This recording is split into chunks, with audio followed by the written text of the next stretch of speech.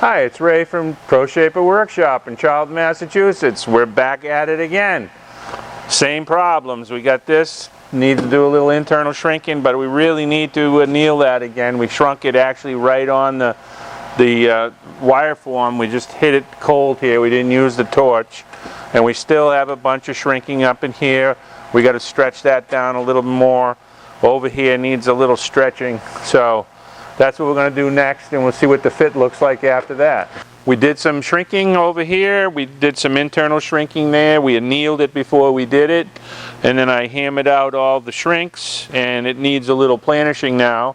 And when I was over there, I had my proto flexible shape pattern made out of the Tyvek. And as you can see, now it's starting to fit pretty decent. It's not perfect yet, but it's getting a lot closer. We still need a bunch of shrinking up here or a lot of stretching right here, one or the other. So I think we'll still opt for some more shrinking here, but I'm going to planish this out.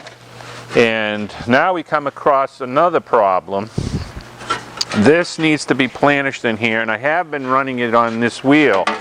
But what happens when you roll it with this big diameter wheel is that you take a lot of this radius out. So there's where you sometimes have to change the top wheel out, and I have this wheel so I don't have to change the wheel out. And I have a nice little small diameter wheel on the top there, and that allows me to do these reverse curves a lot easier without opening up the curve. So let's planish this all out and see what we got. We're probably going to trim it too because there's a lot of extra material here. Now let me get my gloves on. I got my gloves on, and I can handle the panel a little better. And amazingly, I've tried all kinds of gloves, and these are leather gloves, and they came from Harbor Freight, and I think they're like $5.99, and I love these things. A lot of times leather gloves shed little bits of leather and they'll get impacted into the surface, so you got to be careful, but these aren't too bad for shedding. So I'm sticking with them. I've tried all the rubber coated ones and everything. I used to sell them, but these actually are superior.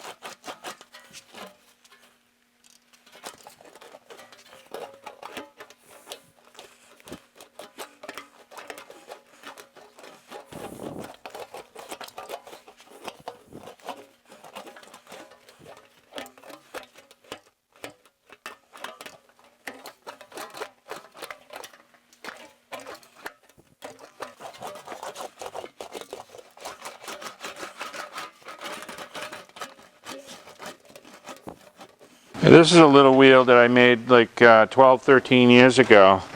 I designed it, and my employee, I'll give a shout out to him at the time, Chris Orth, he's from North Dakota, and he trained under me and worked for me for 2 years, I believe, and he built a lot of these wheels for me. He did a beautiful job of it.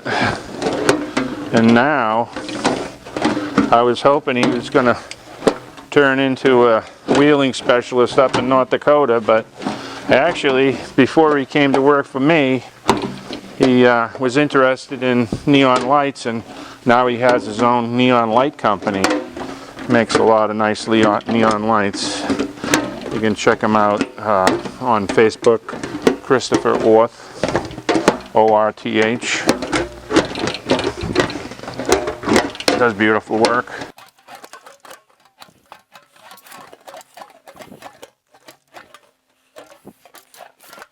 We don't have to get this perfect right now. We just want to clean it up. Let's see if we can even get into here. Maybe we can get into here better too. Smooth that up.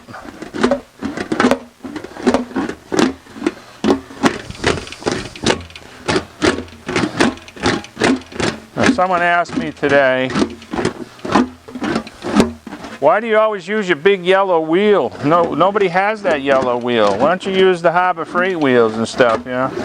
So I said, yeah, that's not a bad idea. Even better is using the wheel that I'm selling the plans for, which I call the YouTube English wheel because I featured it on YouTube.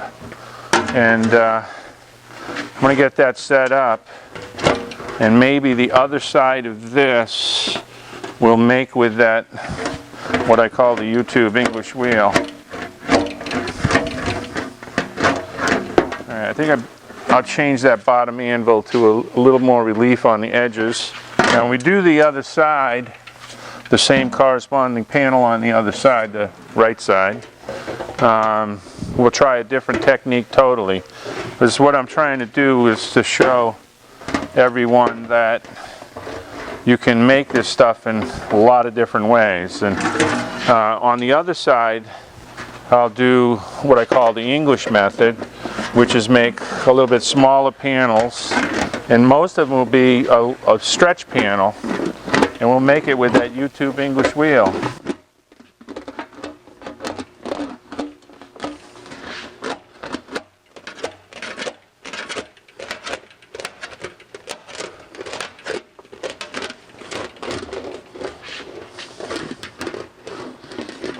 It might be 4 or 5 panels to make the same panel that we made in one piece here. Now, a lot of people like the one-piece method, but it's not necessarily that it's better than any other method. It just means that you do less welding, but you do a lot more shrinking. If you do it with all stretching, you can make this panel with all stretching.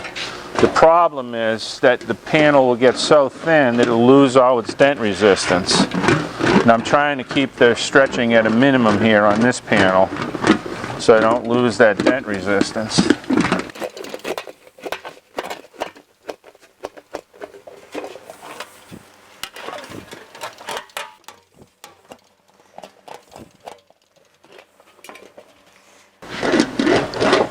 Okay, that's starting to look like something. Sort of like a 550 Porsche. So now we'll put it on, we'll have to set the arrangement, and maybe we'll do a little tweaking here and there, but again, we don't want to make these videos too long, so let's clamp it up. Alright, after planishing all that shrinking and stretching out, now we've tried to get it on the buck, and I'm going to give it a little coaxing with the slapper, the leather slapper here, and that will help set the arrangement. It doesn't matter that I'll probably dent it a little bit doing the slapping. This is the beauty of having a buck, is that you can kind of slap it into submission if you have to.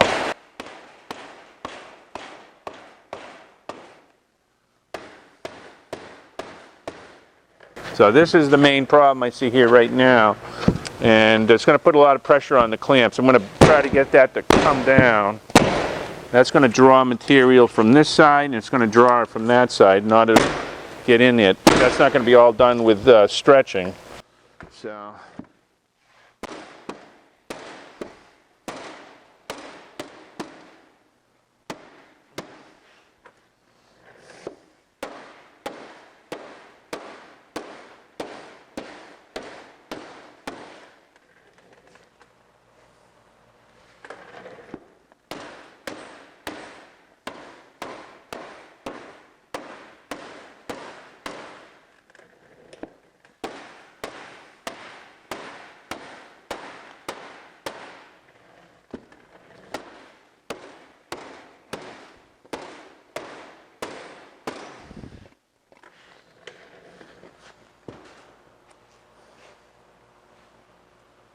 Alright, so that's looking pretty good.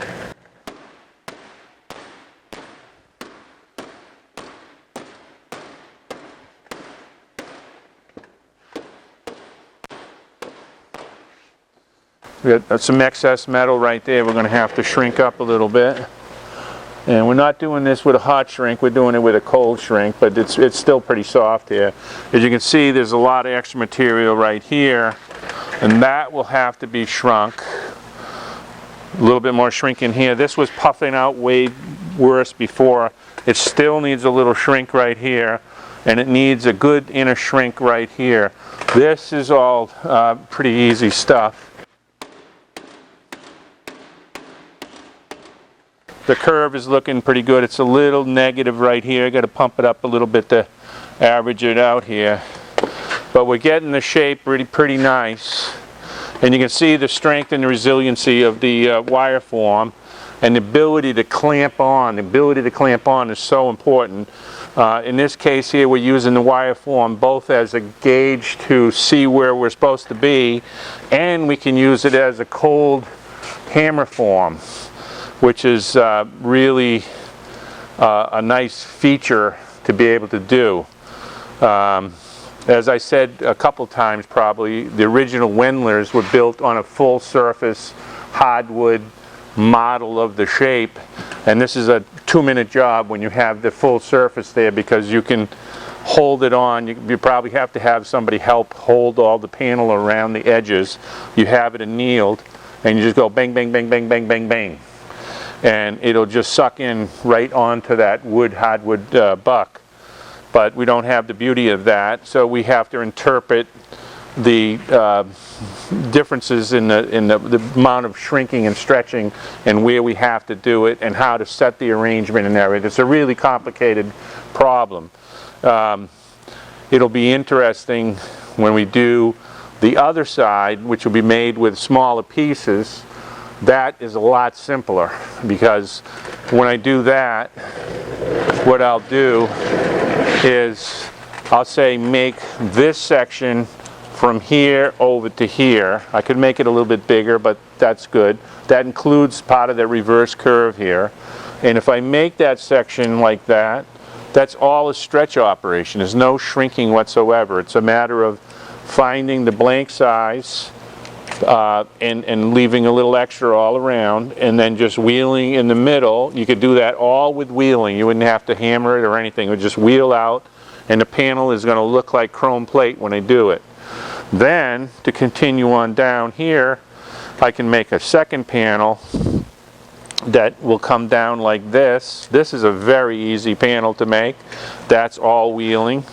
And then I can finish that off by doing this little fill panel right in here, which will have a little bit of reverse curve, which will be edge stretching. But that panel essentially is a pretty easy panel. And then I can make the panel that goes from here over to here, and that's just a no-brainer. That's so simple to make, it's ridiculous. So you're going to be able to see that once we finish this. It might take 2 more, maybe 3 more segments before we get to that point where I'm thinking, okay, that's good enough. We can take a flexible shape pattern off of it. So I hope you enjoyed tonight's installment. I hope you understand the different problems you're up against and different ways of solving those problems. And as you can see, we got to do some shrinking here, we got to do some shrinking here, but slowly but sure that panel is getting better. All total, I probably have less than an hour tonight working on it of actual work time. So that I think makes it, is that 4 hours, Mark? It'll be 4 hours to get to this point here. I think someone asked me about the front panel, and I said it's about a 10-hour panel, I believe, all total, making it in that method. Now there might be a way to make it faster.